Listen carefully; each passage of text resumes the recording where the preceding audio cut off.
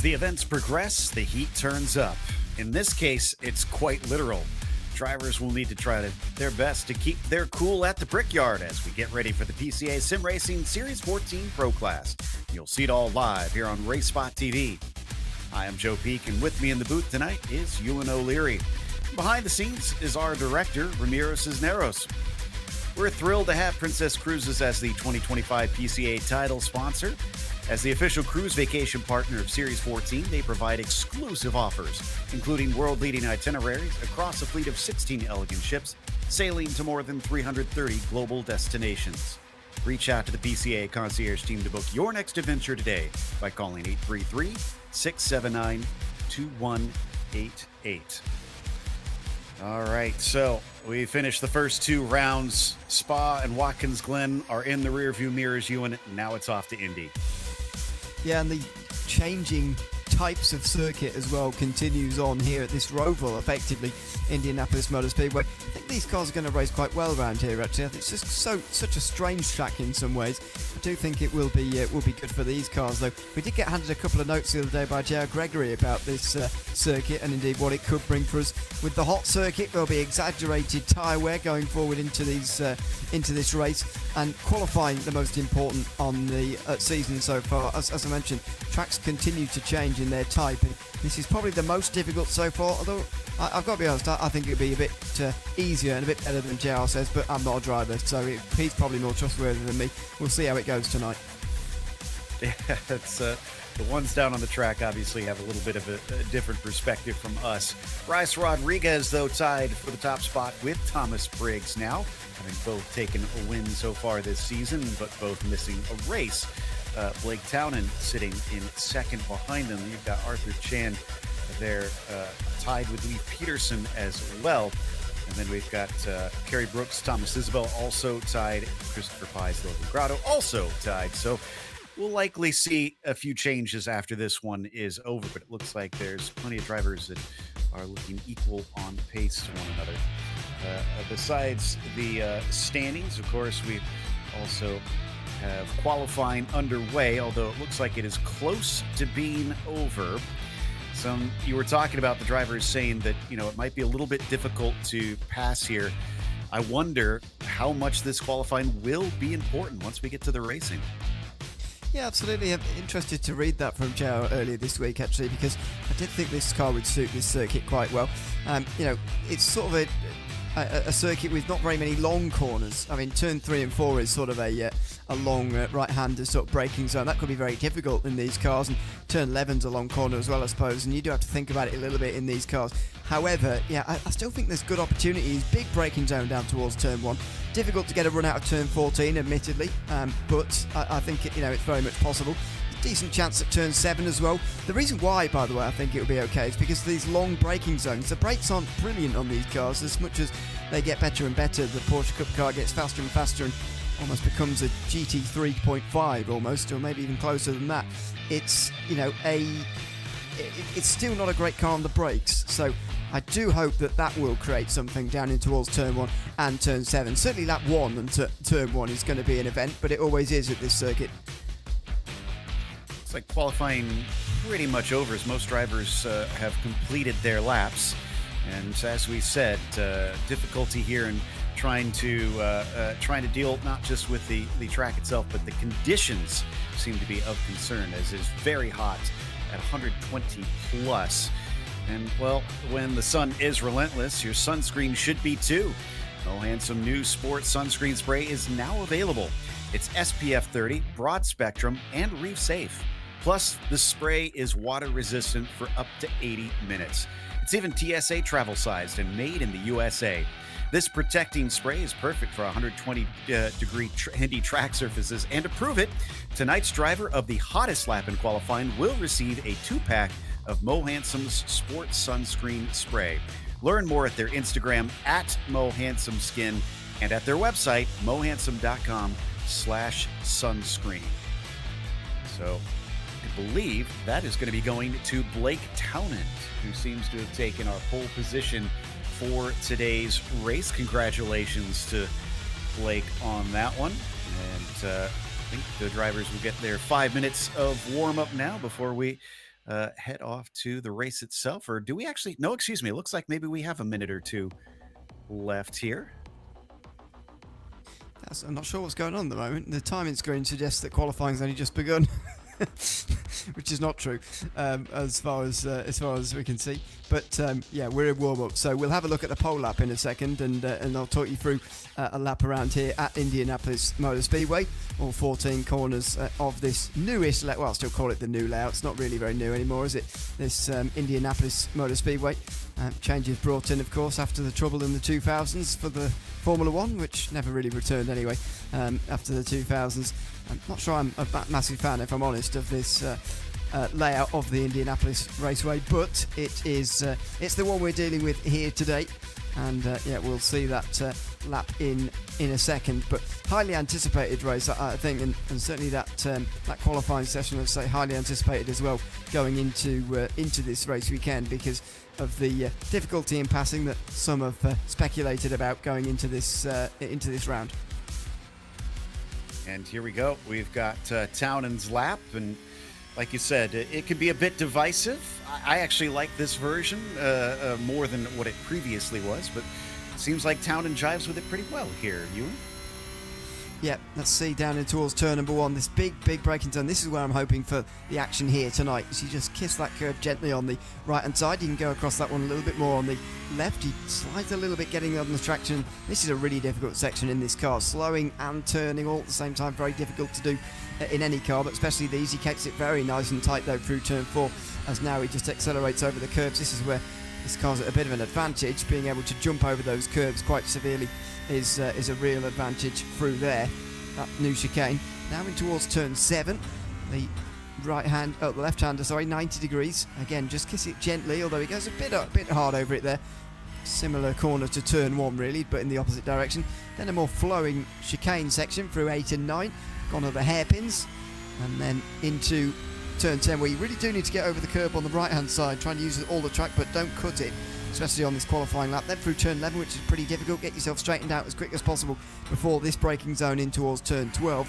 Again, similar curb as we've seen 2 times already on this lap, before setting yourself for turn 13 and 14, the most important 2 corners on this racetrack. Make sure you get to the left here early or out of 13, so you can be as flat out as possible going through turn 14 before the run to the line. Get very close to the wall as well. Use all of the road in this car.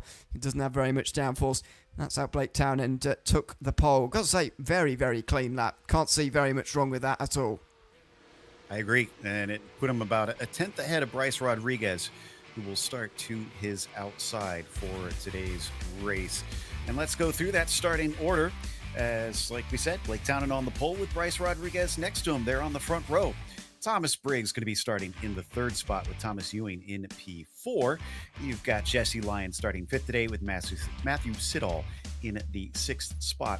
Arthur Chan starts in 7th. He'll be flanked by Robbie Prescott. Then in 9th, it'll be Kerry Brooks, and Chris Pies rounds out your top 10. Thomas Isabel will start from 11th. He'll have Klaus Nielsen joining him on that 6th row. Lee Peterson will be starting 13th. Kevin Jokel in P14, and David Fernandez in 15th position. Then it's Jonathan Waltman starting from 16th. After that, it is Rich Minkler in 17th, followed by James Hood in his number 12, starting P18 today. Last of the top 20 sees Chris Braun in 19th and Matthew Jokel next to him. You've got Joe Sinclair on the next row in 21st, followed by Matthew Odell in 22nd. Eric Sutton will start 23rd, and then Enrico Gregorato in the 24th position. From there, Jiping Wang will be starting in 25th. You've got Brett Holmes in 26th position. Michael Patterson on the inside of the next row there in P27. Chad Henson flanks him in 28th. Sylvester Canny starts 29th, and Terrence Tong then will start 30th. Only a couple more cars as Ben Loon will start 31st, Ed Eisenring 32nd, Christopher Cook 33rd, and Michael Scheuer will round out the field. All 34 cars managed to set a time in qualifying. Good to see that. Sometimes it can be easy to go just a little bit beyond the limits out here. Those track temperatures have been really the big thing that a lot of the drivers we've been seeing leading up to this talking about slipping and sliding around, and also, Ewan, tire management potentially over the course of the race. Yeah, absolutely. It's not something we've spoken about this season, actually. I was a bit surprised, actually, over the last 2 weeks at Watkins Glen. It wasn't more of a discussion point, but it didn't seem to be a huge thing. Although maybe I do still feel as if the last part of the race between Thomas Briggs and Bryce Rodriguez was affected by it. I can't really prove it. I just think it was. Tonight is certainly going to be the case. High 40s Celsius-wise is very, very warm indeed. And don't forget, by the way, it's only 11 o'clock in the morning, or at least it was for that warm-up session there. I'm presuming it is going to be something similar for this race session as well. It's not even really the heat of the day, so goodness knows what it could have been like at its very worst. But this is quite bad enough from what the drivers have told us so far. Yeah, it's at 114 Fahrenheit on the track surface right now. It is locked time, actually, for this race, so it's always going to be at 11 a.m., which does still get pretty warm in the Midwest, depending on the time of year, which I believe they have set this to sometime in July. So this does make sense that they have chosen this one for being this hot. As they'll take a partial pace lap, then they'll head on their way. You mentioned, not being as into this one, which is understandable. It's hard to stand up to the oval. But the only thing that disappoints me on this latest layout that they run on here is they took away the reverse of what is usually oval turn 1 that now they run on the infield. I liked having that on the old version. Yeah, that's my gripe with it as well, actually. I would get rid of that chicane. But, then you get into the problem that, for IMSA here when they come here, I think that the GTPs would be going less than a minute lap time if you took that final chicane out, maybe.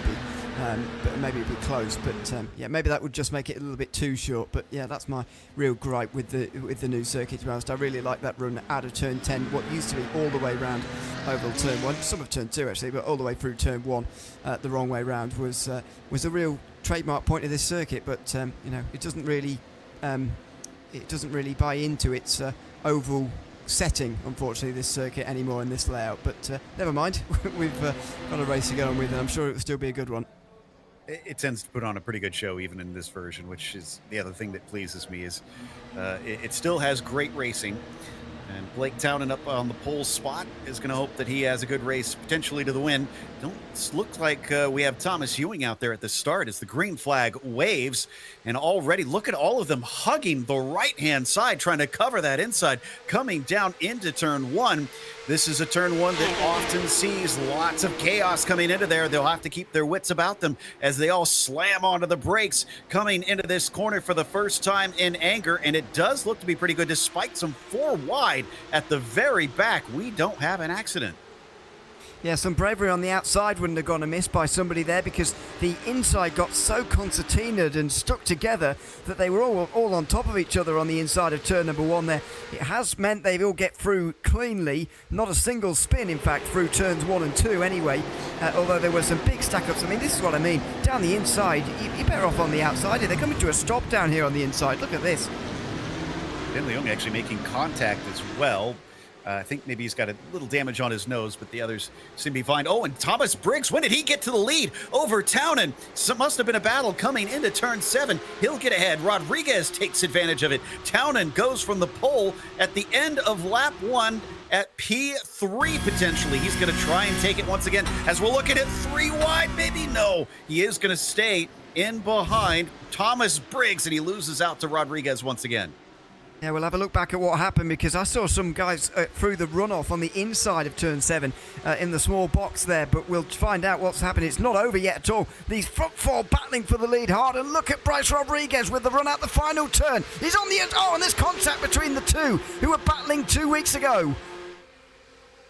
Rodriguez has the inside, but here comes Townend now. Oh, and again, he denies the opportunity for a 3 wide, maybe thinking it's too early for those shenanigans. Looks like Rodriguez comes away with the lead as Thomas Briggs will slot into second. Jesse Lyon as well, sitting there in 4th, just kind of watching all of this. So here's a replay of what happened coming back to the end of the lap. And wow, I'm impressed with all that was going on. We didn't have any issues with that top group.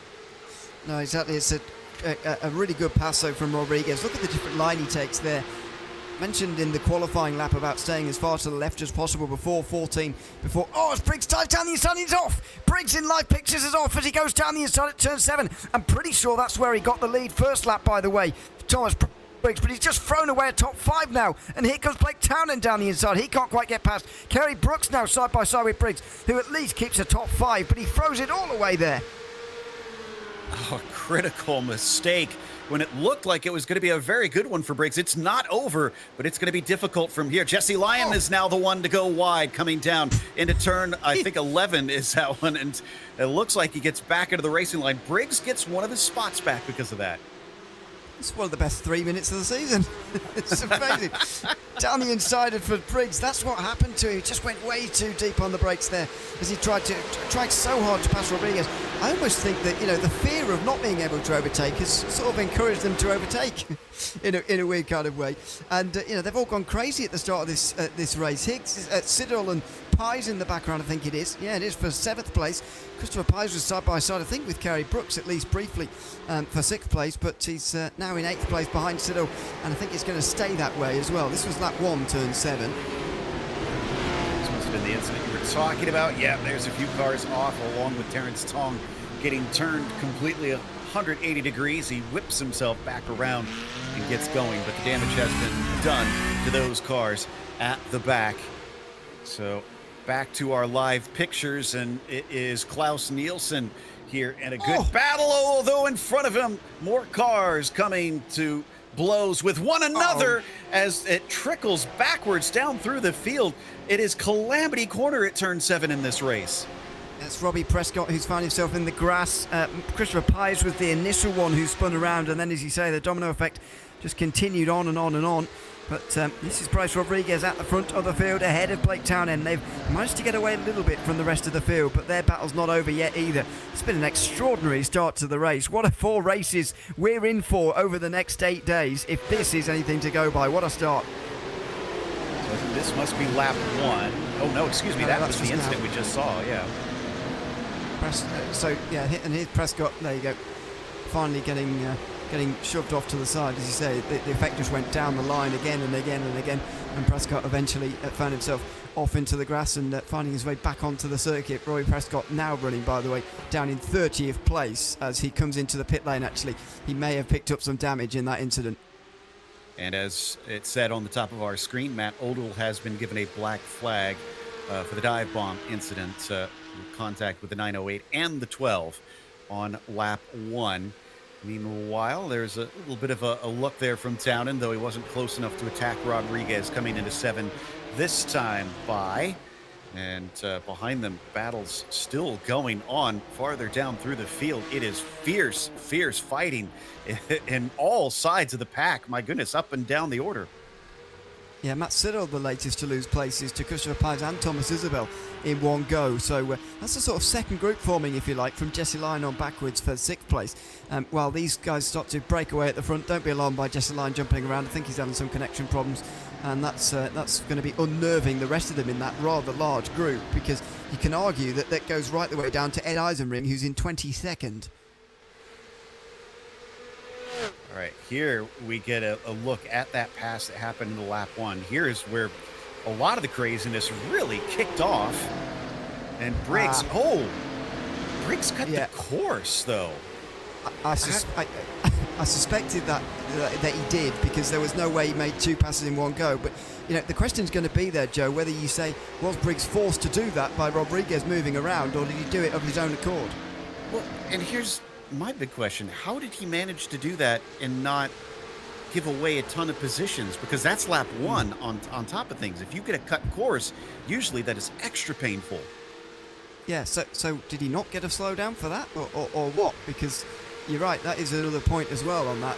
The amount of positions you lose with a slowdown on lap 1. I mentioned it in qualifying being important, but it's just as important on lap number 1 as well, not to cut the course in such an egregious way. We'll see what race control will decide to say about that, and it will pop up on the screen, and we'll know what's the score if we see black flag for Thomas Briggs. But I think Briggs will definitely try to argue that he was pushed into doing that, because he was already down the inside of Rodriguez, or looking like he was going to, and then Rodriguez moved out of line to go for a late move on Townend himself. So Briggs is going to argue that he was forced to do that, and if he didn't do that, he would have caused a crash, would be his argument. Yeah, which is understandable. I'm very curious what their take on it is going to be as we watch both that battle for P6 and for P12 a little bit farther down the order here. Rich Minkler currently holding off Kevin Jokel, Joe Sinclair, Matthew Jokel as well behind him. Like we said, it seems like it's difficult to get away from a lot of the action. I think the heat has scrambled a few brains out there with how aggressive everybody's being. Yeah, maybe it has. It's not only getting to the tyres, but getting to the brain as well, as we ride on board with Matthew Jokel down in towards turn one. Klaus Nielsen looks to the outside here of Enrico Gregorato, who's just in front of us at the moment. And there is a spin through the opening corners. That's Matthew Jokel himself, who has gone down the field. Falls all the way to 28th. He's lost massive positions because of that incident. And now, the way things are going, it's not impossible that he could get a few of them back, because certainly a number of cars have wound up off the side of the road already in this race. So here's what happened that put Jokel off into the grass down at turn one. This, though, was all his own doing. Yep, squeezing on the power a little bit too eagerly out of turn number one before spinning around into the Marshall's access point there, just on the exit of pit lane as well. That's where we'll see them rejoining after making their pit stops here at some point in the midpoint of this race. You would expect to see those, so 3 positions for everybody behind Matthew Jokel. Isabel with Siddall, Peterson, Waltman sitting behind him. He does have Chris Pies and Jesse Line in a bit of a fight there for 6 just in front, but for now they at least have a brief respite from the chaos happening to try and focus a little bit on the race. You mentioned race control, maybe having a look at the cut course. I'm more wondering, if that wasn't a cut course penalty, there's got to be some emails going to iRacing about a bug that needs to be fixed after this one. Or there'll be a code of silence so that everybody can keep using the same the same trick. But yeah, that if that is not a slowdown, then that's extra.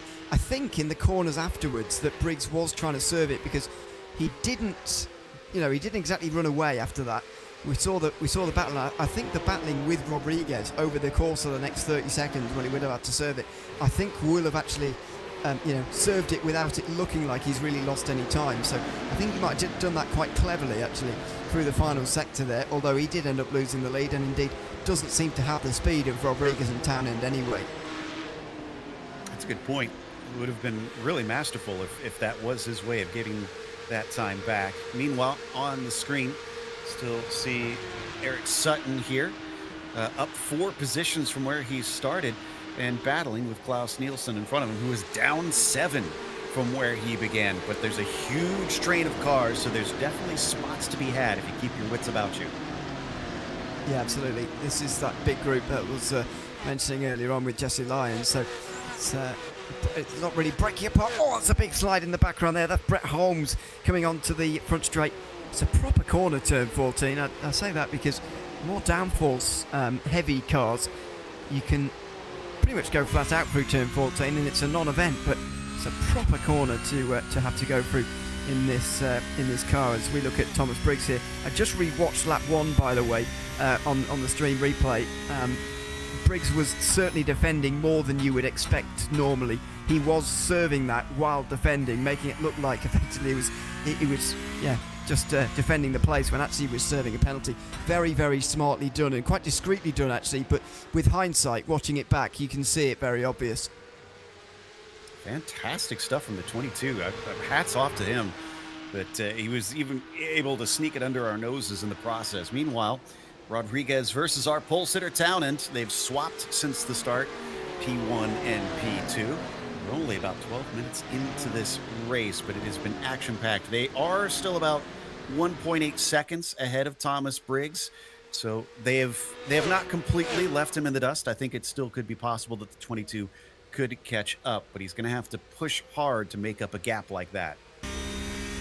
Yeah, he is, and he doesn't quite seem to have the speed, unfortunately. Same, he's going for Arthur Chan at the moment, who's not getting any pressure from behind from Kerry Brooks, who's also on his own. He's working away It's quite a, not only driver cam, but also pedal cam from him tonight. There he is, working away. 4th place at the moment in the race, exactly where he is in the championship as well. And Captain America socks, if I think that's what I'm seeing here. It's great. I do love the drivers that try to have some fun with this. Arthur Chan, great race so far. You mentioned earlier on the season that he wasn't sure if he'd be able to get too many more like that, but he's on par for potentially a top 5. Meanwhile, back in the battle for P8, Isabel under serious threat. Siddall in the car behind him, the orange and brown, forces him to go defensive, coming down to the braking of turn 7. Behind them, Leif Peterson maybe sizing up an opportunity to take advantage, but he isn't quite close enough. They're going to stay in that order. Yeah, they will for the moment. Leif Peterson looks to be trying to take advantage, actually, of Siddall, but not able to fire down the inside at turn 10. There's a decent chance at turn 10 as well, because if you want to fire down the inside, the way that the racing line goes there doesn't open the door quite wide through into the right-hander, but it's quite a risky one to go for, and so we've only really seen it in the opening laps, and things have certainly calmed down since then. What a frantic start it was in those first 5 minutes. It was just incredible racing. Glad it is calmed down a little bit now that we're about a quarter of the way into this event. Siddall not as close to Isabel this time, coming up to the braking of turn 1, although he's going to gain quite a bit in the slipstream as these cars do punch a decent hole in the air. Not only do they have Peterson, as you mentioned, but Jonathan Waltman has now joined the fray. Yeah, so it's breaking apart, but some guys behind are starting to catch up here. Breaking apart because Line and Pies are getting away from this group, so still getting these trains, and now maybe are we seeing what the drivers were fearing in terms of the overtaking. Let's see what Siddall does on the way towards turn 7 this time, because he looks close enough to me. He's going to have a look down the inside and towards turn 7. Oh, he's only just alongside. That was tight, and he spins. He hits the curb too hard, and he goes around. Falls down the order after he was looking so strong there for that lap and a half. The 16 is to 12th as Minkler is able to get by along with Peterson and Waltman. Unfortunately, you can see there the -6 next to his name. That was not what he was looking for on this one. Jumping a little bit farther back, Gregorado. That's Klaus Nielsen just behind him. This is another big pack of cars. Goes, let's see, how high up does this go? This goes to Kevin Jokel in 13th. My goodness. And I think it extends all the way to 22nd. Massive group of cars. Yeah, it's been the same from the start of the race, and I say I think this is starting to see the first signs of what drivers were fearing in terms of the overtaking, but Siddall certainly proved that you can get alongside there, although it didn't quite work out for him towards turn 7. You can certainly get alongside if you are fast enough and you get a good enough exit from the right area. You can certainly get down the inside at this circuit, so I wouldn't lose all hope just yet if I was in this group. I mean, Gregorato has already made up 7 places. Clearly, it's not too difficult. I wonder if some of that is to do with a loss of grip in the tires. If they are getting slippy and slidey, when you lose a lot of grip, it tends to become kind of a one-line racetrack. So maybe those first few laps where there was still grip in the tires is where everybody was frantically trying to make use of it. Yeah, maybe that is a good theory as well. As we have a little look at the race start, I mean, this opening lap or two was just absolutely brilliant from the front guys. Rodriguez and Townend were the two side by side and towards turn 1. Briggs is in the yellow, just getting involved there as well. In the background, you can see everybody getting through cleanly the first couple of corners, which was absolutely fantastic to see. As in live pictures, by the way, that was a bit wide from one of them in that group. And not sure who it was actually, but Gregorato is going to try and take advantage anyway. Yeah, I think that was Fernandez in the gray 09, who is now behind Gregorato up to 16th. We also had a car in. Brett Holmes has come to pit lane, maybe trying to go for an early pit strategy here as we watch them try to defend down into turn 1. Gregorato holding off, but slicing up the inside. Nielsen absolutely mugs Fernandez. Is not successful, though, as he gets rebuffed around turn 2. Yeah, and you know, when someone gets pushed out of line like that in front of you, you've got to try and take advantage. Nielsen will be feeling this is really his only chance to try and get through here, and he looks like he's going to. Side by side through the chicane is always dangerous because of the curve through there, and they get away with it. In the background, by the way, Eric Sutton is going to be right on them now. Is he going to take advantage towards turn 7? Yep, and Fernandez actually in the orange and blue, not gray and white. Here coming down into the corner of number 7. The 09 stays in behind Klaus Nielsen, who finally gets that P17. You're right, Sutton is there. Ed Eisenring also has been catching up with all of the action happening in front of them. But they'll emerge back onto the oval portion briefly here in the short chute, coming down to turn 12 once again. I was checking to see where we had that one driver that pitted, Brett Holmes. He's back out in 31st. So Fernandez has done it again now. He's gone too deep in towards the right-hander of turn 12. He's hit the wall as well. I wonder whether he's got a bit of damage there, but we're in the pit window anyway, or at least in the window where you can pit and make it to the end. So Fernandez is going to cut his losses here after 2 contacts with the wall, or at least 2 moments of outbraking himself in towards turn 12 anyway. And if you are stuck in a bit of a pack, I mean, this is as good a time as any. I think he's far enough down. He should come out in clear air. While we let him take his pit stop, we want to mention that we're thrilled to have Princess Cruises as the 2025 PCA title sponsor. As the official cruise vacation partner of Series 14, they provide exclusive offers, including world-leading itineraries across a fleet of 16 elegant ships, sailing to more than 330 global destinations. Reach out to the PCA concierge team to book your next adventure today by calling 833-679-2188. So, back to our leaders. They've been about half a second apart from one another pretty much since lap 3 was over. They've separated themselves from Thomas Briggs, who has not been able to cut down on that gap. But we do have something of a stalemate. Yes. I mean, at the moment, I think for especially for Townend, I think that's okay. I mean, he's not in the lead, admittedly, and he's running in the dirty air of Bryce Rodriguez, and he's going to be a difficult customer to pass later on, that's for sure, if there is going to be a battle between these two. But I think this is fine for now for Bryce Rodriguez. For Blake Townend. If we look back to Watkins Glen last week, this was very much the sort of gap we saw about 20 minutes into the race. But it was Thomas Briggs, of course, in second place. And Briggs just weathered the storm through this period. He just stayed where he was, didn't worry that he wasn't going to be able to make a pass at this stage, or that he wasn't ever getting close enough to even really think about it. But he just held firm, and later as he got into the race, he started to, advance a little bit closer, and eventually got past and held off Rodriguez for the win. And I just wonder whether that's a template that Townend can use tonight to try and win this third round of the championship. I would have been taking notes on that, that's for sure. Now, whether or not they actually helped me would be another thing, but it should be able to give an edge to some of these drivers up at the front of the field. Let's take a look at Joe Sinclair just behind Kevin Jokel. It's Chris Braun behind him, and we were watching Greg Arado before as well.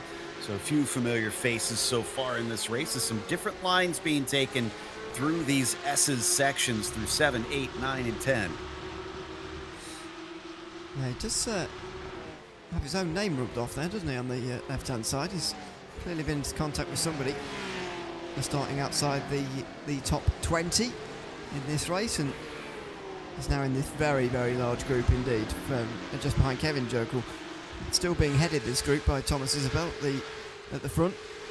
So we're going to start to see pit stops, I think, from this group first, and that could open things up for a little bit for the likes of Townend, because one thing stopping him at the moment from maybe going early on a pit stop is the traffic he would come out in. But if the traffic he would come out in are going to be incentivised to pit themselves, then he might be incentivised to make an earlier stop as well. So we'll see what happens here over the next few laps in terms of stops. They could come earlier than normal, though. And we have had a couple that were earlier than normal. I've been kind of keeping an eye on that because Fernandez and I think it was Holmes. Yeah, Fernandez and Holmes are out on track, and they're not that far ahead of the leaders. Now, it depends on how long the leaders go and whether or not the pace of Holmes and Fernandez is able to pick up, because they could wind up running into that lap traffic. So they might not want too many cars to try pitting early, because that could wind up getting in their way.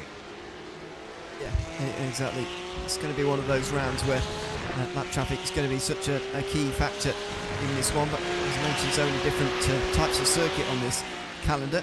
May well rear its head a little bit later on as well. I mean, Laguna Seca coming up in 2 weeks' time is going to be perhaps one of those circuits where traffic becomes a factor again in terms of putting people a lap down anyway, and that really will be a circuit to worry about overtaking. If people are worried about it here, then welcome to Laguna Seca in a couple of weeks' time. No doubt. By the way, got an interesting tidbit from race control. Apparently there are 12 cars with no incidents so far. So as crazy as it's been in some portions of the field, apparently there have been some very clean drivers picking up on this. We're watching Waltman right now, who leads Minkler, Peterson, Siddall, Jokel. We've been talking about some of these drivers here, the upper mid-pack, if you will. And they're still trying to chase down Isabel, who sits in that 8th spot. Waltman and Minkler, by the way, up 6 spots from where they started this race. Yeah, both done very good jobs so far. I wonder if they are one of the 12 or not. Very hard to know from where we are. But I would doubt it, given the places they've made up between the two of them. Not quite as... Who is that further down there? Was that... Ed Eisenring, sorry, has made up the most, I think, so far, with 13. Maybe I misidentified, but yeah, some big movers up through the field. It is surprising, isn't it, that about a third of the field have gotten away without incidents after the crazy start. I mean, I almost don't believe it, but it must be true. Yeah, they've got that information and we don't. We have had some big losers on the opposite end of things. Jim Huth, who I do believe was given a penalty a little bit earlier. Matt Odell, who we also saw with the penalty. Hernandez and Holmes, obviously they've taken their pit stop. Poor Robbie Prescott, though. 22 positions down, sitting in 29th. This is not the day he was looking for. Jokel here might be under a bit of threat. Sinclair's got a good run coming down the main straight up towards turn 1. He hasn't popped out yet, though. He's going to stay in line, and no change of position here coming into the first corner. You know, that was a perfectly good opportunity, really, in these cars with a braking zone like that. I get that at this point in the race you don't want to try and make a move. It's the middle third of the race. You're only going to cost yourselves time, I suppose, by doing it at this stage. But if you're going to pass up opportunities like that, then you can't complain about the lack of overtaking around this circuit. You know, it's a perfectly good chance, but not in towards turn 7. In towards turn 1, he had a decent enough chance, but clearly wants to sit where he is at the moment. And you know, I do think that's probably the best thing at the moment for anyone in this group. Until the pit stops really start to happen and you start to look at your undercut, where you're going to come out and how you're going to get ahead of some of those guys in front of you, it is better to run single file. As less entertaining as it is the better race strategy. Keeping an eye on the distance between our potentially lapped cars and our leaders, and it's about a little over a second a lap quicker for a top 2 compared to the 2 that they're chasing. What's happened to Terrence Tong? As it looks like he's overshot the corner a little bit. He keeps it out of the grass, but massive time lost, and then on top of it, he loses control. Again, maybe losing that grip as he overheated the tires. He doesn't look to me in full control of that car, to be honest, Terrence Tong, right from the very beginning there as he hit the brakes in towards turn number 1. Seemed a little bit all over the place, but I guess he didn't go off the circuit or have any bigger incident. It's actually quite hard at the first sector to actually find a wall anywhere. It's a bit tighter around some of the other parts of the circuit, but through here you've got quite a lot of grass and gravel to save you anyway from actually making contact with the wall, which is a good thing, although it wasn't required there, as Rich Minkler gets a good run out of the chicane. He might have a go at turn 7. Say hard to hit a wall in the first sector, and my ego takes a severe blow from that one. As we watch now coming down in a 7, and Waltman will hold Minkler off at least for the time being. Peterson giving a watchful eye from behind as Matthew Siddall sits 4th in this line. Waltman soaking up the pressure in the 707. He comes back onto the short chute here at the south side of the oval once again, just about reaching the halfway point in this race. Yeah, not far away from it now, and surely we'll start to see a bigger flurry of pit stops as well, of people, especially in this group, who just want to get out of the traffic. It's quite a narrow line from Isabel there, from Waltman, sorry. And Rich Minkler will try and utilise that. Has he got a better line here? You see that from that camera shot. He's just a little bit tighter to the inside, just avoids the wall. Now it's going to be the gap between the two of them. Is the gap coming down quickly enough? Is the slipstream affecting enough? Minkler's going to get in the mirrors, weaves around a little bit, but he's not close enough down in towards turn 1. Does seem, whoa, as there was a big mistake from Waltman coming off the corner, but it is hard to pass through 2, 3, and 4. And I think that has saved his bacon, because it doesn't seem like Minkler had the appetite to try and take away that spot. So Waltman will stay in 9th position, at least for now. He can't afford to spin those rear tires too many more times on corner exits, though. No. We've talked about it all day so far. You've got to really take care of those rear tyres. We're in the 110s Fahrenheit-wise, so it's very, very warm out there today. And so, got to be very careful with the rear tyres, especially because these cars are rear-wheel drive, and no assist as well, which means you can burn through them very quickly indeed. As Gary Brooks and Jesse Lyon continue to fight. This is Brooks having been caught, by the way. He initially got away from Jesse Lyon, who was ahead of that big train earlier. He's gotten clear of that, and now he's challenging for 5th. Lyon started out great, at least holding position, didn't lose anything the first couple laps, remained in P4, but then has fallen back 2 positions, and he continues to have some connections problems. So I do expect we're going to see a message from race control pretty soon. They don't take too lightly to that, and he outbrakes himself just to add misery. Yeah, see, I wonder whether it was distracting him a little bit, because he was having these problems in the first part of the race when he was at the head of the group, and now he hasn't had those problems in the last 10 minutes or so. It's driven a bit better, so I wonder whether it's affecting him driving-wise as well, as Christopher Cook, after making a bit of side-to-side contact, also goes for a spin, drops to 29th. Actually, the elbows were not sharp enough for him. He is the one that takes the pain in the end. Coming back to this fight here for 9th position. This has been one of the more sort of exciting bits, but again, it's another stalemate like I described earlier, where drivers just having difficulty trying to make that pass and really tempting us with what looks like a pressure cooker out there if you are leading a train of cars. If you can keep your composure, like I said, stay cool in the heat, then you'll come away smiling. Yeah, absolutely. That's going to be half the battle here. He's continuing to blink at the moment, Jesse Lyon, so he's having trouble again, as he was in the first 10 minutes, and as you say, race control may well have a word in a moment, but hopefully it doesn't pull him out the race. Of course, he's one of our star drivers, really. He's always up towards the front, already has a top 5 this season from Spa. Less strong race at Watkins Glen, although it was another top 10. He'll be hoping for another one of those tonight. See whether or not he can bring that home. If his connection clears up, then hopefully he can get away with it. If not, for those not familiar with this series, they will park cars if they think you are blinking too much, because they want solid, clean racing, good connections to prevent any sort of netcode issues. Meanwhile, back in 13th, Kevin Jokel with Joe Sinclair in behind him. And Jesse's just been given his first official warning for his connection. Well, unsurprising, really. It's a good job he's not in one of these larger groups at the moment, the way that car is behaving, so he's got to be very, very careful with that now, and just hope that things improve, because when you're in that situation, of course, there's not a lot you can do. It's not like you can go and fiddle with your internet or anything. You've got to keep driving, unless there's some way in which you can tell someone else in your house the internet needs fiddling with or something, but don't turn it off, because that'll make it worse. So I don't know what you can do about that, really. Just hope, I guess. I've always wondered about that. Maybe people smarter than I who know what things they can mess with on the connections. Otherwise, send your roommate up to the roof to mess with the bunny ears on the antenna. But for the time being, the number 27, Kevin Jokel, still sees this car, Joe Sinclair, close behind him. Another one of our cases of just withstanding all the pressure of a train of cars forming behind you, which makes you wonder what's going to happen when somebody blinks amongst these groups to make a pit stop. Will others react, or are they going to hold the line and try to go long like is traditionally considered the better option? Yeah, it is the preferred option normally, but I've always taken question with that, to be honest with you. I know it's because generally it is the best option, but also it's the thing that most people do.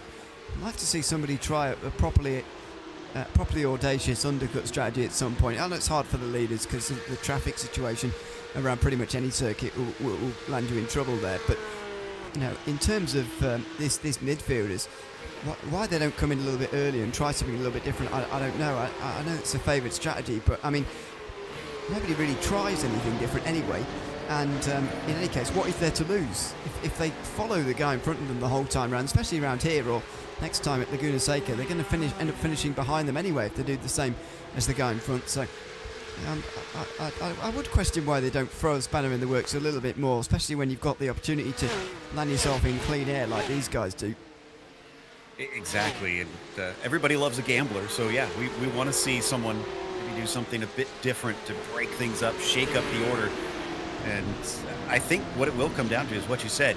You almost need somebody on the box to tell you you've got an opening. You can pit now, come out in the clear, and put in some fast laps. But that all depends on you really managing to use those fast laps, because we have to remember, we've been talking a lot about the tires, but they generally don't change the tires in this series. It is fuel only in those pit stops. So you're not really getting a fresh rubber advantage. It is all clear air. Yeah, and obviously weight as well with fuel, which is the biggest one as well, in terms of the way that the car changes. I mean, I don't think anybody will be changing tyres here today either, even today, in these conditions, because it is just an hour-long race. You've just got to look after your tyres as Siddle gets very close to Lee Peterson. Even he's not having a look down his side. I mean, he's probably quicker than these guys. He spun to be behind them in the first place, so I don't know why he's not making it. I'm going to try and check with race control here. We have now gotten a second official warning for Jesse Lyon on his connection. I'm going to ask and find out how many official warnings are given before you are told to park the car, because Jesse might be pretty close here. I'm not sure that might be his final warning. Yeah, it might be 3 strikes and you're out, I think would make sense, but we'll see. It has seemingly cleared out a little bit in the last couple of moments, but it's, as I say, it's an impossible situation, and I think it's affecting his driving actually, because for those 10-15 minutes where he didn't have any problems, he raced up to the back of Kerry Brooks and started putting pressure on him, but now it's going wrong again. He's now behind Christopher Pies, and there he goes again.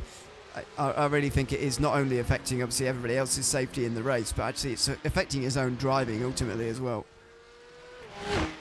Also worth noting here that Briggs, despite his win at Watkins Glen, seems to be having a bit of a problem today. He's already almost 5 seconds behind Rodriguez and Townend, unless he is playing possum and holding on to his tires up to this point, which he's... I think he's lost too much though, hasn't he? If that's and that was my thought. Yeah. Sorry for interrupting you, by the way. Oh, it's okay. Say that. Just 25 minutes, 6 seconds is too far, isn't it? Really. So, and he's obviously got to pass Townend in second place, which is going to take a while and take some time out of the race as well. So yeah, he's gone too far. But I think maybe the thing that we can glean from this is Patterson has a look down the side of Jokel. That's a narrow line into turn 7, and he's going to get it just about by parking it on the apex. I think we might have to start looking at Watkins Glen. Unfortunately, is the sort of outlier in Briggs' season. If you look at Spa, he was down the field a long way down, but in the as Jesse Lyon's out the race by the looks of things with a meatball, Briggs' last race at Watkins Glen just seemed to be a bit of an outlier, especially when you look at it next to this one as well. And interestingly, I think this is the first time I've seen this since it was introduced a build or so ago, as this battle keeps distracting us here with Matthew Jokel, and it looks like Patterson's going to head to the pits to dip out of that fight. That meatball flag was due to his connection issues.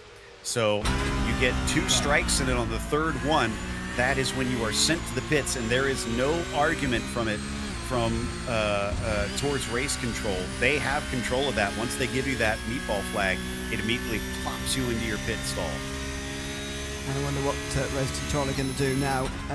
What Jesse Lyon's going to do now. Is he going to sort of disconnect from the server, try and get his internet back on track and regain connection, or is he just going to call it a day? Because the laps he would lose there would be fairly significant, and we've not seen a single driver retire just yet, or even have really major problems. Matt Odell and Jim Hoof have had fairly major problems, and so they're both a lap down and will remain a lap down even after the stops. But even so, they are they're at least still running, and that means Jesse Lyon's going to fall to 33rd.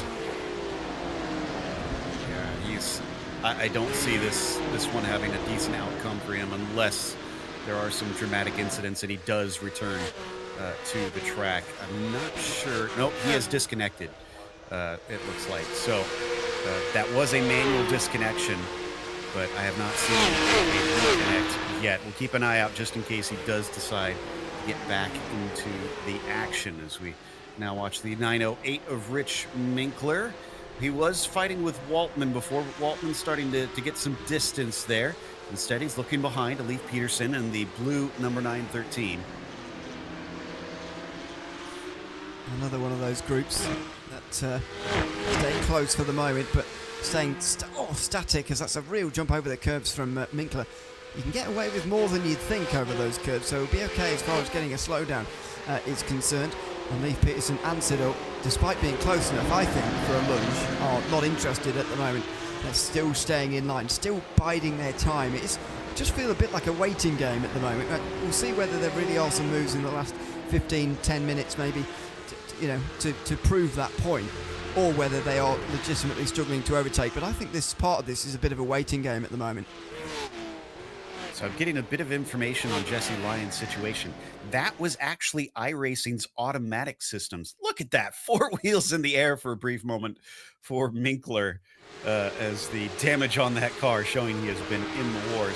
So those 3 warnings was not you are parked on the third. It is 3 warnings, and then after that you are parked. And that was just iRacing's new connection issues settings. Decided he was not giving proper connection. Yeah, they're probably right, given what we saw on the tower. It's unfortunate, really, to see a good run end that way, but Lyon does have 2 top 10s to fall back on. In terms of his drop week, you get 1 out of the 7 rounds in PCA, so he will take that now. And that will mean a 10th place score from 2 weeks ago at Watkins Glen will count now, thankfully. So that's not the end of the world for him, but it then again, we talk about it all the time, it puts the pressure on those next 4 races. That safety net is gone now, and a bad race in the future will be punished with points more severely. It will require a phenomenal season for him to bounce back.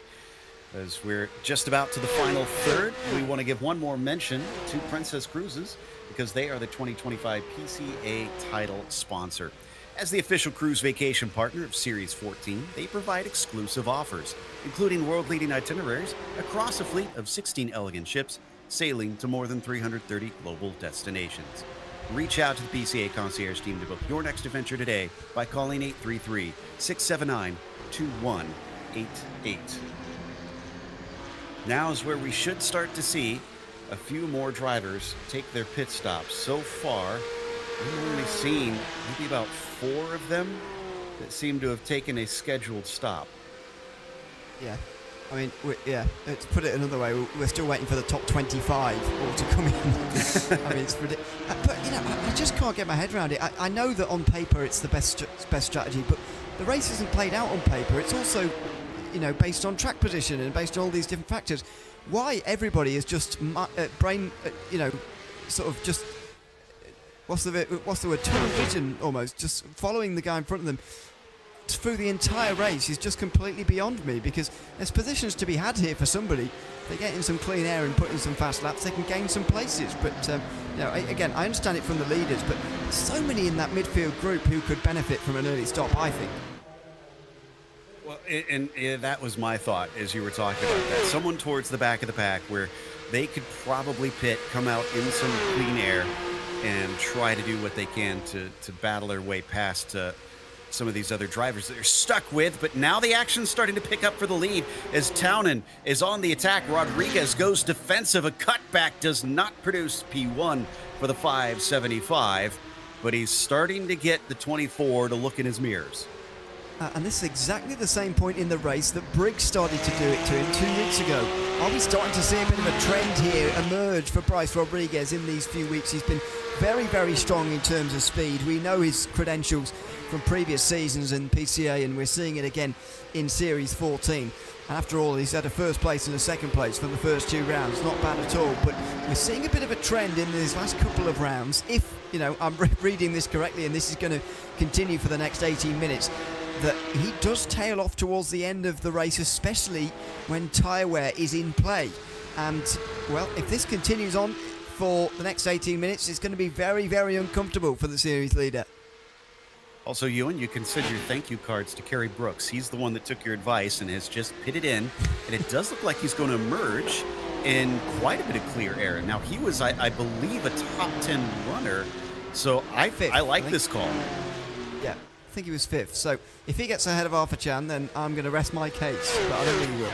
I think the gap was maybe a bit too big, but we'll see. But as I say, nice pocket of clean air. And, he was in 5th, for goodness sake. I mean, anybody further down than that can do the same, as Townend again has another look here. Does not look like he likes that run down into turn 1. We haven't seen him defend like this the entire race. So Rodriguez on the rear guard now as Townend tries his best to cut back each time. Not able to do it these first 2 times. Will he maybe learn a trick or two in the upcoming laps? Yes, it is looking uncomfortable for Rodriguez at the moment, and suddenly Thomas Briggs' strategy might be coming into play. If he saved his tyres knowing these two were going to fight so he could close in, that would be the most incredible bit of foresight anyone's ever seen. But I don't think that's part of the plan. I think he has just dropped off a few seconds. It's worth noting, though, he has got a second closer to these two since they started fighting like this. So there may be some merit to the thought that he is just saving himself a little bit, saving the tires to try and charge later. But I think we're both in agreement that it was a bit too much saving based on what we've been witnessing. On board with Townend. I'd love to stay on board all the way down to turn 1 to see what it looks like, see how close it feels from inside this car. Well, let's have a look, as that's the better line. You see it from here very clearly on board as he stays to the left and gets on the power earlier. Now watch that gap on the top left just come down and down and down. And here we go in towards turn 1. Rodriguez is going to be forced to defend again. There it is. Holds the inside. Leaves a little bit of the door open, but not enough to satisfy Blake Townend, who this time is going to try and go around the outside. Will he be given enough space? No! They're going to make contact, and the car is going to stay forward for Bryce Rodriguez, but not without relinquishing the top spot. Will Race Control take a look at that contact? Townend did get through as a result of contact, but I think he was absolutely forced into doing that. We need to see it from another angle to find out. We'll have a replay in a moment, but I think, to be honest, Townend stood his ground perfectly fine for my money, and Bryce Rodriguez pushed him to the absolute limit there. In the end, he loses the lead. Is that the path for the race win, or is there more of a story to tell here? Briggs did not gain as much as I expected in that. He's still about 4.3 seconds back. But yeah, impressive move by Blake Townend to do it the hard way around and come away with the position. I think you're right. There wasn't really much room to the outside for him, but not our call to make. That's up to Race Control, which with the car contact will no doubt at least take a glance at it as they carry around back to the same position here in just a moment. Will Rodriguez try to return the favor, or does he have enough here? This will be an angle to see it from.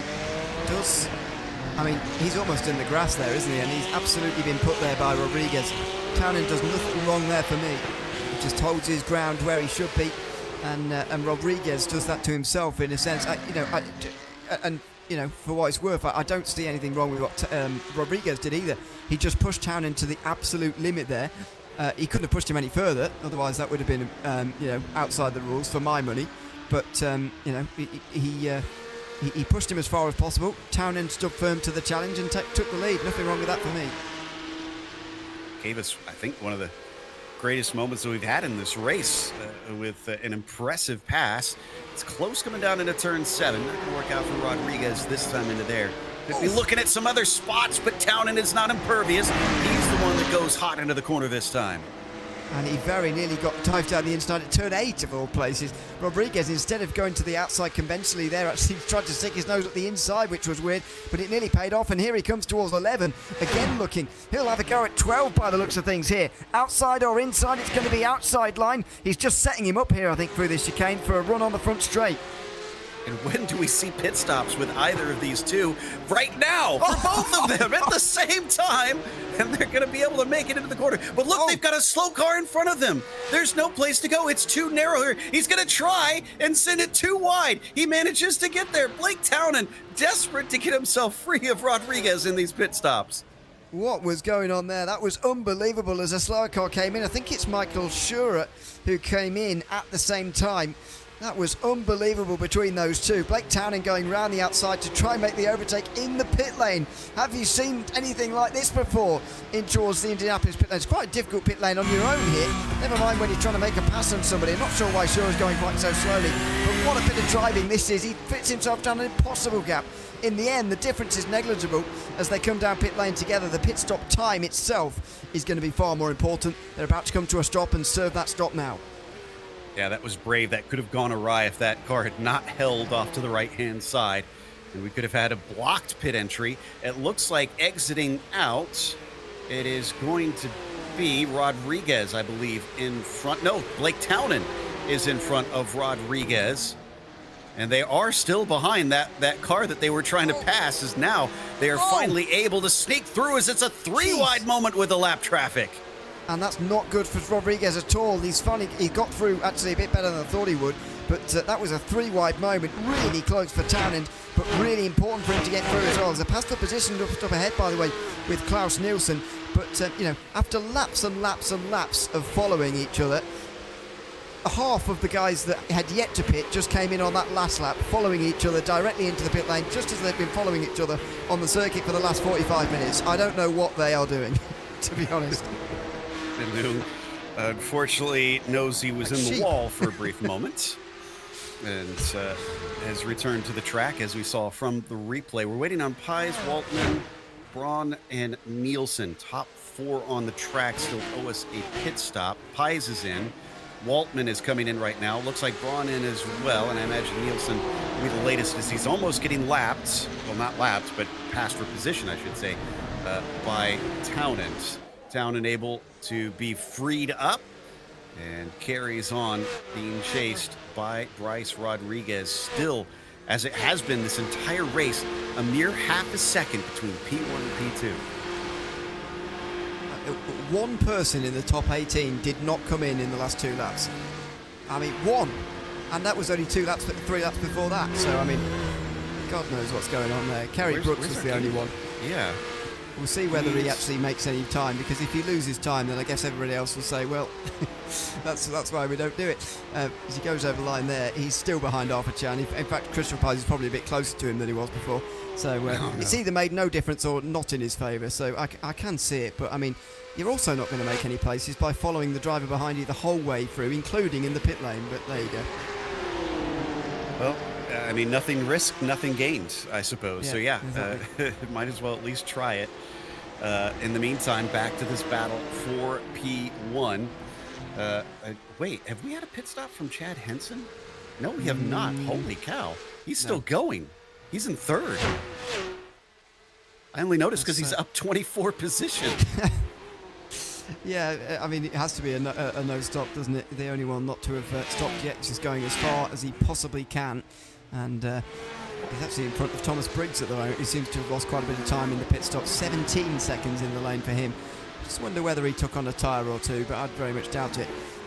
As Matthew Odell goes for a spin himself out of turn 12. Surprised, actually. We're not seeing more of those, but I think that's the first one through that final chicane. It is surprisingly tricky, and there is a bit of camber on those short chutes, so you are making a bit of a transition into there to try and keep the car pointed the right way before these two get heated themselves. We do want to once again mention one of our sponsors, because when the sun is relentless, your sunscreen should be too. Mo Handsome Dew Sport Sunscreen Spray is now available. It's SPF 30 broad spectrum and reef safe. Plus, this spray is water resistant for up to 80 minutes. It's even TSA travel size and made in the USA. This protecting spray is perfect for 120-degree Indy track surfaces. And to prove it, tonight's highest climber will receive a 2-pack Mo Handsome Sport Sunscreen Spray. Learn more at their Instagram at MoHandsomeSkin and at their website, mohandsome.com/sunscreen. Right now, our highest climber, I believe, is Ed Eisenring, who is up to 10 or 11, depending on how these pit stops go. I think they're all done now. Maybe there will be a couple actually for Fernandez and Holmes, but side by side for the lead, and they once again come together. They're actually not going to spin this time, although there is a secondary contact coming back onto the oval. A big lift to keep from going into the wall will force Rodriguez back into P2. It's already been getting physical, but now it's getting even rougher. It certainly is, and this is another look from Rodriguez down in towards turn 1. He's not close enough. Maybe he's having a bit of a resurgence towards the end. Maybe Townend has taken a bit too much out of his tyres in the last couple of nights. It was Rodriguez who started it, going down the inside at turn 13, and there was side-to-side contact. Rodriguez wanted to squeeze Townend to the very tight inside line. Townend just thought they were going to follow the racing line, the both of them, and so they came together. And Rodriguez's slide it was through turn 14, preventing him from getting the place. Here he comes again towards turn 7. Yeah, this all kicked off when Townend was just a little bit hot into turn 12. He's not going to defend the inside coming down into 7. He's going to leave the door open. Rodriguez will get through, and again they make contact. This time it shoves Townend into the grass, and he has to be forced back into second place once more. That for me is that is too, I think, too far, to be honest, for Bryce Rodriguez to keep that place with a clear mind. Down the inside he goes. He's nowhere near the apex. He's barely made the corner himself. Blake Townend certainly hasn't. Through no fault of his own. That for me is absolutely on Rodriguez, and he's not far off, just driving him off the circuit there, and at the moment shows no signs of giving that one back.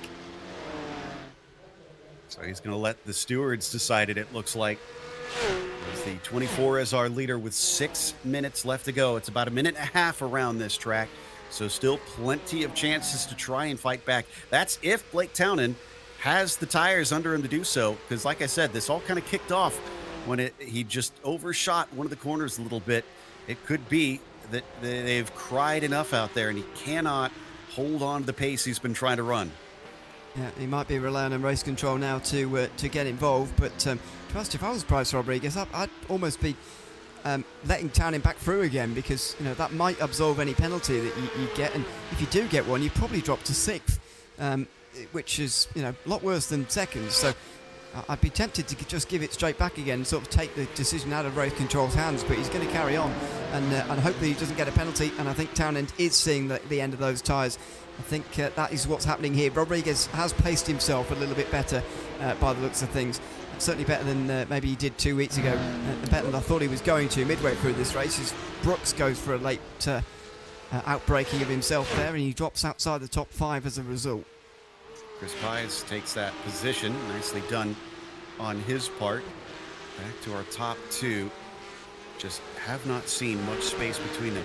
Just saw Siddall dropping down the order, so let's see if we can find what happened. Oh, just a touch of the grass coming into turn 4, which is surprisingly easy. That's one of those corners, Ewan, where you're kind of looking off to the right-hand side and not necessarily seeing exactly where your tires on the left-hand side are.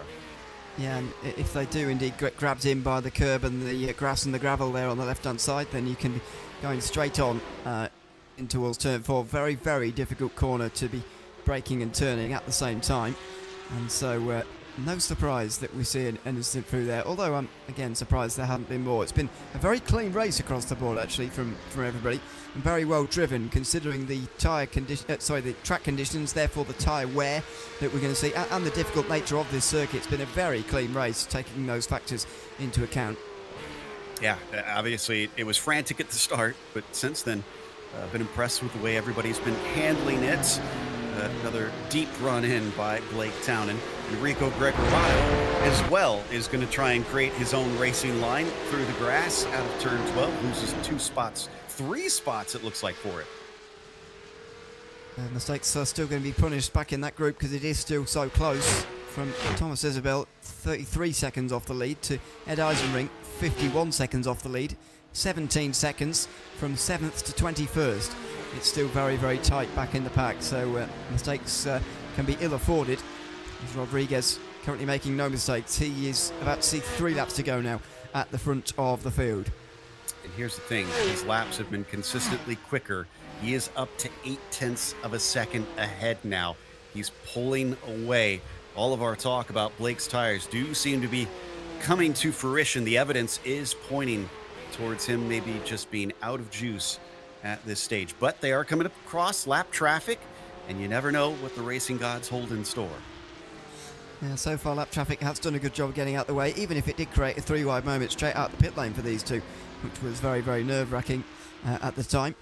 Could have been race defining, but in the end it's going to be a minor detail in the wider picture of this race, which has been fantastic for, at beginning and end. Through the middle, obviously quieter moments as everybody bided their time for the finish here, but certainly the start and the finish have been very good indeed. In Townend, you can just see how much he's throwing at this now. Absolutely everything is going into these final couple of laps, but I think he's just going to come up short at the moment. He just doesn't seem to quite have the speed at the moment. The one consolation is that Thomas Briggs is a full 7 seconds behind him. So they've been running such an impressive pace that even as quick of a car as the 22 is, he hasn't been able to hang tough with them. He's kind of all on his lonesome. Arthur Chan's still back and forth, is another 5 seconds back from him. So well done to Thomas Briggs. Although I have to admit, I don't think even if he didn't have that cut course at the start, it doesn't seem like he would have been able to keep up with this top group. Got people watching him. Got fans. Looks like there's some sort of conversation going on in the back of the show. He's got his whole, I don't know whether he lives in some sort of flat or whatever, but whatever you call it. Yeah, just people chatting about. That'd be really annoying to me, by the way. I'd say, get out, please. I mean, he's got a lofted bed, so I kind of wonder if he's in a dorm situation there. I've got no idea. He does look a little bit younger. I don't know. I'll have to find out. Maybe he'll be happy that I am saying he's still college age, but we'll see as we continue to watch the 24 Bryce Rodriguez control this one, getting ready for a white flag next time by. He is quickly approaching Mike Patterson up in front of him. If Mike is not in a battle of his own, he does have a good chance to pull off to the side down the main straight. Yeah, and you'd imagine he will do that as well. He's 27th, by the way. Not very many going a lap down, considering the short nature of this circuit, which is a testament to all these drivers right the way down the field, that they've been able to stay quite so close to the likes of Bryce Rodriguez and Blake Townend here, who are going to receive the white flag in a moment. Patterson goes wide there anyway. Oh dear, he's going to sit on the racing light, the final corner for both of these two, which is not the ideal place, but it was the same for both. I think Townend may have gotten it just a tiny bit worse, but it's a bit of a moot point at this stage. 9/10 off, unless there's a big mistake from Rodriguez. He's just not nearly close enough. There you can see the gap between them, just about the biggest it has been all race long, which is a testament to the race management that we have been seeing from Bryce Rodriguez today. Yeah, it's been excellent. I was somewhat criticising him that, you know, we were starting to see a pattern emerge that in a couple of races in a row, at the same point in the race, he'd started to come under a little bit more pressure, but this time round he's held firm under the pressure, and he's found a second wind, and he's got back in front of Townend. I still think the pass is very dubious for me. He's run Townend off the road at turn 7 in my opinion, but it seems that it is going to stand, and he is going to go on and take his second race victory as a result, and therefore a 700 points tally after 3 rounds, which is the maximum achievable, and he will lead the championship therefore ahead of Blake Townend and Thomas Briggs, who should be tied or very near to each other in second and third. Yeah, and Bryce Rodriguez, who we haven't heard anything from race control. Oh, and he's going to slow. He is letting Townend through. Townend is ahead, and this is fuel. Bryce Rodriguez Oh, no! is short on fuel. Blake Townend will get his revenge in one of the most unlikely ways we could have expected. Your winner is the 575 here at Indianapolis. Unbelievable. Bryce Rodriguez might not even make it to the line here. Thomas Briggs is going to get past him for second. Arthur Chan's going to be on the podium here tonight by the looks of things. Oh, there he goes. Is Rodriguez going to even get to the yard of Briggs here? Where is he going to get to? Oh, there it is. There. Oh, my goodness. Fourth place in the end. An extraordinary finish. Arthur Chan with his second podium of the season. He's going to be beside himself with that one. Rodriguez, no doubt furious that he has miscalculated literally by a few hundred feet at the end of this race. Oh, absolutely gutting. There's Chan again, probably in disbelief at what has just happened. Look at that. He was out of his chair. Oh, my word. Have we seen a finish like that? I mean, last corner, effectively. I think Blake Townend, by the way, was going to do that anyway. The way he dived down the inside suggested he had no idea that Rodriguez was slowing down there and running out of fuel. I think Townend was throwing absolutely everything at that final sector and wanted to give it everything for the race win, and he gets it. So there you go. Blake Townend, your winner over Thomas Briggs, who inherits second place, and Arthur Chan gets his second podium out of 3 races. Bryce Rodriguez settles for fourth after we were commending a well-managed race. It all unraveled at the very last couple turns. Chris Pies still gets a top 5. Kerry Brooks will finish in 6th, and Thomas Isabel in 7th. Jonathan Waltman was P8, Chris Braun in 9th, and Rich Minkler will wind up in 10th today. After that, it is Matthew Siddall who finishes in 11th. Eric Sutton might be tied for our hardest charge of the race because we had some problems with our driver that was up before. It's 11 for him. Gregorato up 11 into 13th. Klaus Nielsen was in P14. And then it was Kevin Jokel in 15th. No, I take it back. Chad Henson here in 16th. He is up 12 positions, so it looks like he might be getting some sunscreen in the mail. David Fernandez is going to be in 17th. Matthew Jokel 18th, and Sylvester Canny in 19th. Robbie Prescott rounding out your top 20. Jiping Wang was in 21st. Then from there, it was Terrence Tong in 22nd. Joe Sinclair 23rd. And Leif Peterson at 24th. Brett Holmes finished 25th. Last one on the lead lap. Mike Patterson, we saw him get lapped right at the very end. He was 26th. Chris Cook 27th. Ben Leung 28th. Jim Huth 29th. Ed Eisenring, a black flag, I'm not sure what for, was 30th. Lost all of his positions gained, essentially. Michael Schurer was 31st. Matt Odell 32nd. Jesse Lyon, a DNF, with Thomas Ewing being a did not start on this race. Well then, let's see. Do we have Blake Townend? We do indeed. Would love to get his reaction on this one, as no doubt he is just as shocked as we were. Blake, it comes down to the last couple corners. Were you thinking to yourself, this one slipped through my fingers, and suddenly you find yourself in first? Absolutely. I got a pretty big hip check a few laps before. So, I thought from there on it was over. I was trying my best. I was overdriving the car, sliding it, just trying to keep it on track, trying to keep up with Bryce. And yeah, it was like, oh man, he's running out of fuel. And so I just took the inside line. And I mean, in the moment, I didn't know what was really going on. But so I put it in first gear and just cranked the RPMs with the throttle and just hoping for the best, and noticed he finished third. So all in all, really good for the championship as well. And thank you to SimShop, Wyatt, for just being a fantastic guy. And I really appreciate the equipment. It's really helped, and I look forward to more wins. So thank you.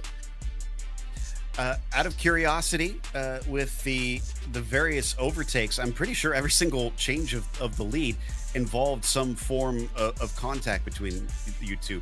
What is your opinion on the various touches that you guys had?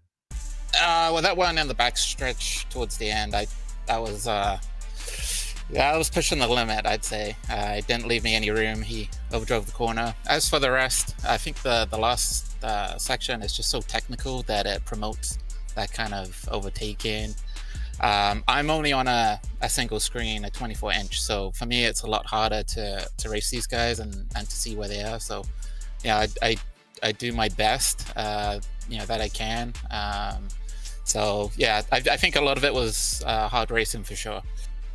The lap one was a bit questionable though, with the corner cut in, and then getting the slow down and blocking me. I think that was pretty bad, but regardless, I won. So yeah.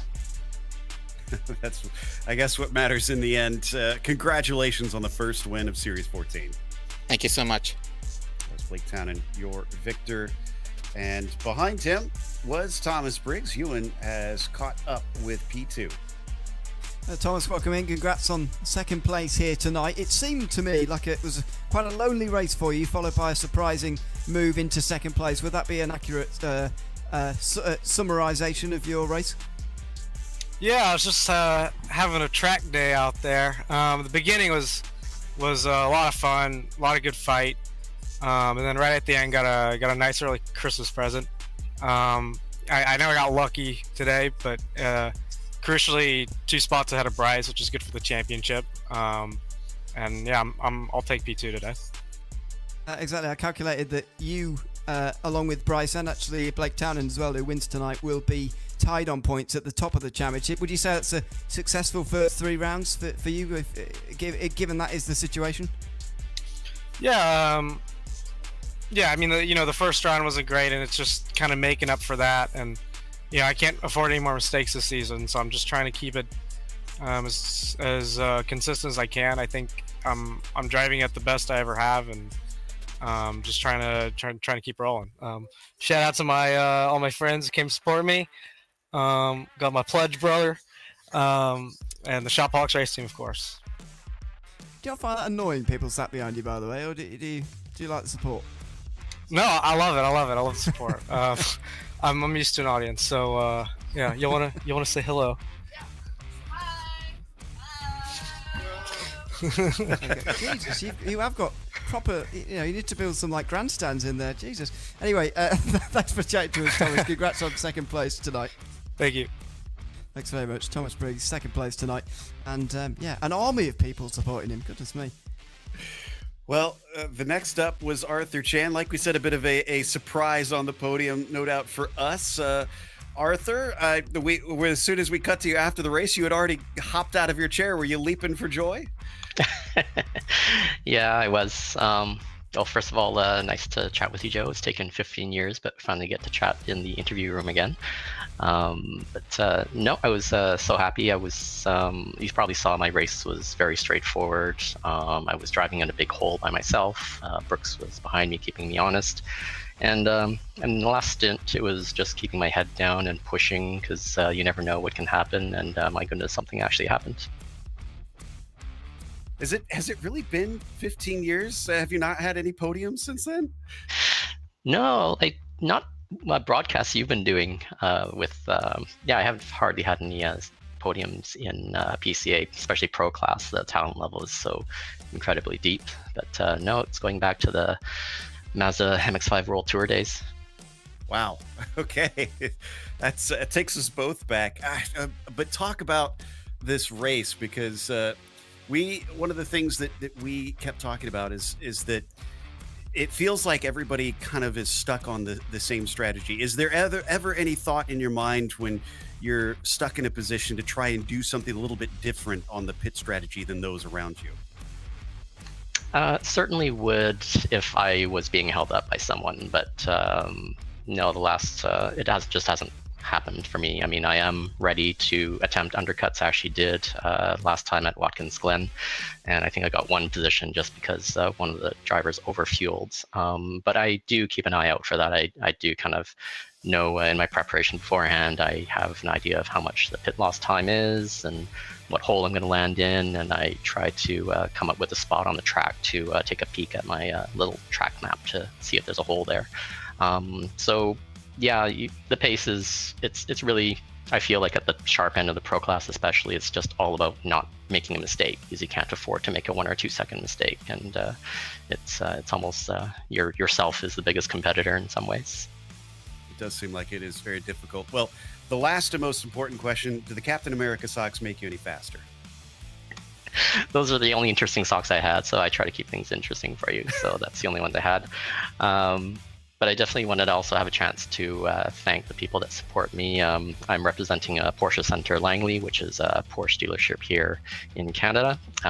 They started working with them last year in some Canadian esports competitions, and this year they're sponsoring me through the PCA sim racing. So it's pretty surreal to kind of bring this hobby I've been doing for really 20 years now to have this real life link to it. So big thanks to them for their support. Well done. That was Arthur Chan, our third place finisher here today, which of course is going to wrap up our interviews. And the next race in the series, we heard Ewan mention it before, is going to be at WeatherTech Raceway Laguna Seca, which will lack a lot of those long, fast straightaways that we see here at Indianapolis. It's going to be extremely technical, and it's going to be a toughie. That'll be October 15th when we return for that one. We'll also be back tomorrow night for more Indy. October 2nd sees the club class take to the Brickyard. Big thanks goes out to our steering committee at PCA Sim Racing, as well as to our team tonight, Ramiro and Ewan. Also, thank you for watching our broadcast of PCA Sim Racing. I'm Joe Peak, and until next time, race clean, race hard. We'll see you on the track.